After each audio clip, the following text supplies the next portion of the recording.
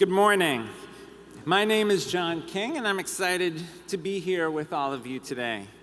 I grew up in Brooklyn, the proud son of two career New York City public school educators. They inspired me, but I lost both of my parents as a kid. My mom passed away when I was 8, and my dad when I was 12.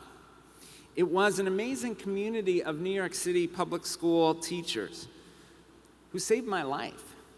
They made school the one place in my life when I could be a kid, when I wasn't able to be a kid at home. They gave me educational experiences that were rich and engaging and a sense of hope about the future. It's because of them that I went on to become the first African American and Puerto Rican to serve as New York State Education Commissioner. It's because of them that I had the opportunity and the honor, thank you.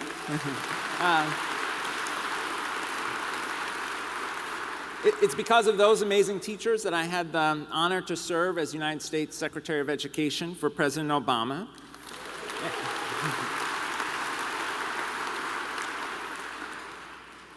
And it's because of those educators that I, as Rich mentioned, was named on Monday the next Chancellor of the State University of New York.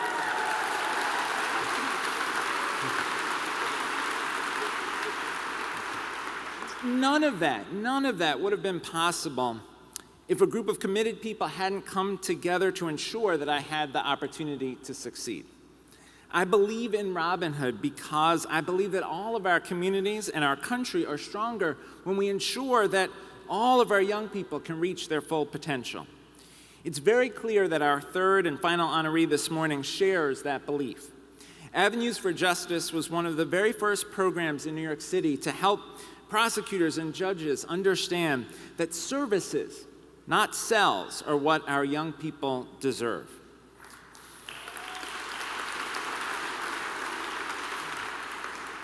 In 1974, Robert Siegel, an NYU student, and Andrew Glover, an NYPD officer, started providing meal tickets and organizing basketball games for court-involved youth on the Lower East Side. They began advocating across the legal system for alternatives to incarceration. With the help of Angel Rodriguez, their first hire, who grew up in the neighborhood and remains their executive director to this day, Avenues for Justice purchased an abandoned building overrun with drug use on Avenue B and turned it into a safe space for young people to rebuild their lives. Robinhood matched their vision with visionary resources, providing nearly $8 million in funding and management assistance over the past 30 years, ranging from impact evaluation and capital investments to programmatic support. The return on that investment is nothing short of extraordinary. In 2021, it cost the New York City Department of Corrections $500,000 to incarcerate just one person for a year. At Avenues for Justice, it costs less than $6,000 to provide supportive services for one young person for that same amount of time. And while 75% of parolees commit a new crime within 3 years of release, only 6% of AFJ participants recidivate within 3 years of enrolling in their program. The stigmatization that comes with a criminal record can lead to a lifetime of diminished earning potential, as much as $500,000 in lost wages, and a much greater likelihood of ending up in poverty. In a nation that imprisons over 250,000 teens each year, that loss is staggering. And it's not just a loss that you can measure in money. It's a loss of opportunity. It's a loss of potential futures. It's the loss of shared prosperity, and it diminishes us all. But every day, Avenues for Justice provides second chances to thousands of New York City's young people. By doing so, it offers them the opportunity to embrace their true potential. All New Yorkers, indeed, all Americans, are better off thanks to their work. Please join me in welcoming Elsie Flores, court advocate from Avenues for Justice, to the stage.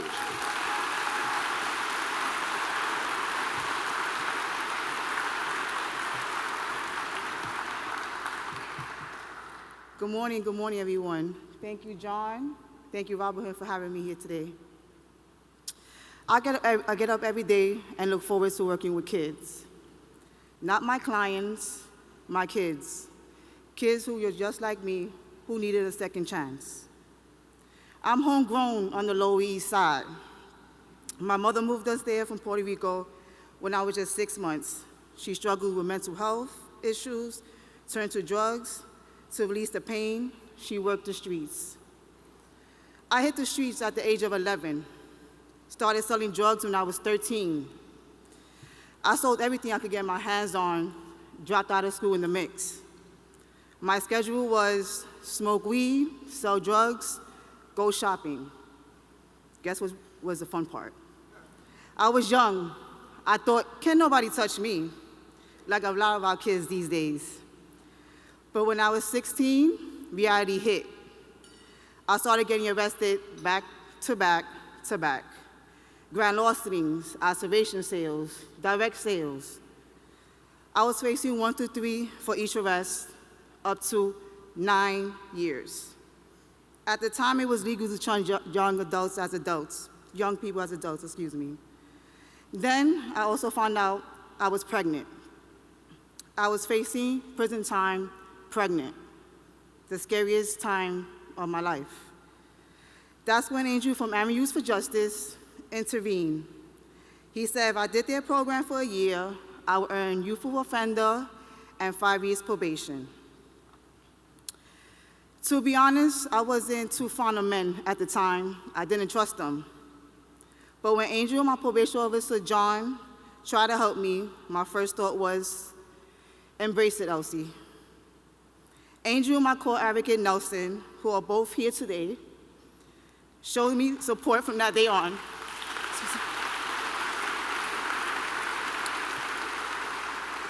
They had me call every night for curfew.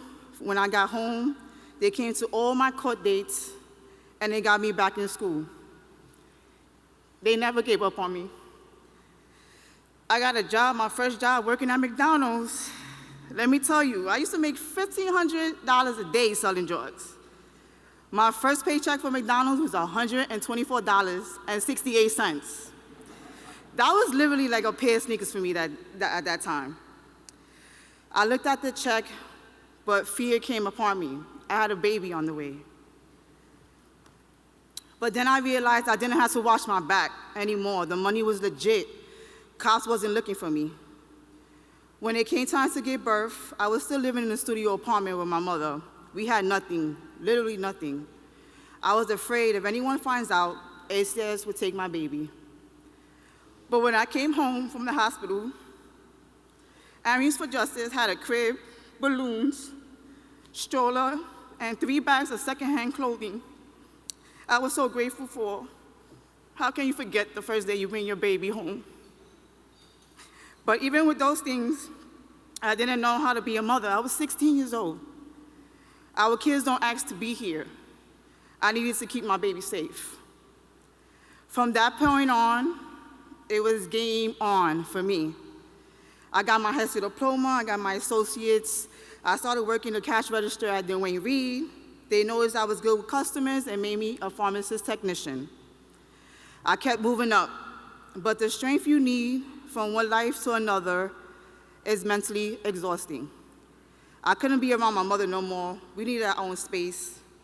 I moved to the shelter system with my 6-year-old for 8 months. I never stopped applying for apartments. I ended up finding a place right up the street from my homegrown area. I was 27 years old when I first slept in my own bed and had my own room.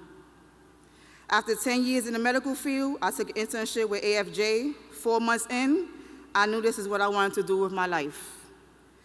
In 2020, I graduated with my bachelor's degree in criminal justice at John Jay.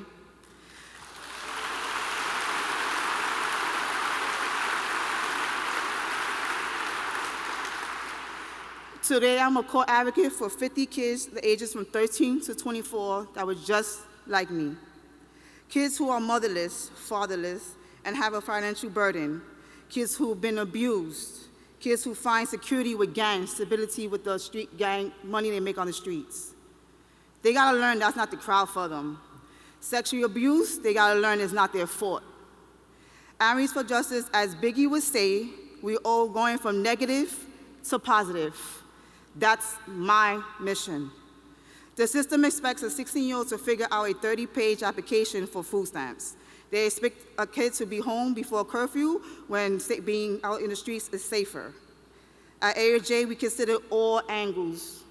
We look at the whole family. That's what makes us special. Trying to get a kid off of marijuana when mom is smoking blunts in the living room is hard. Trying to help a mom get clean is hard. But if we want, we will help her.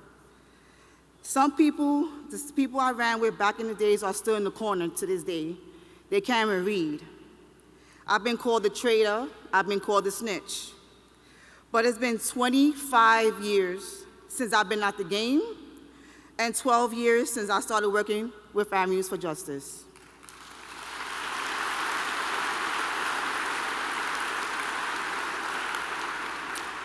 Today, I could call the Chinese restaurant or a deli and tell them one of my kids is hungry, put it on my tab.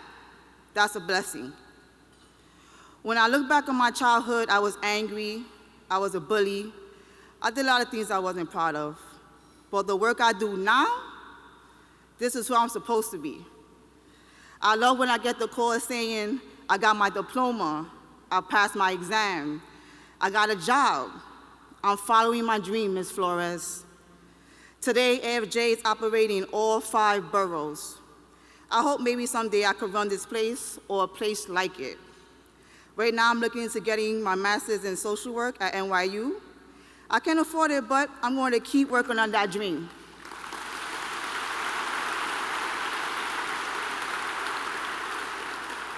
My firstborn is 23, living on his own.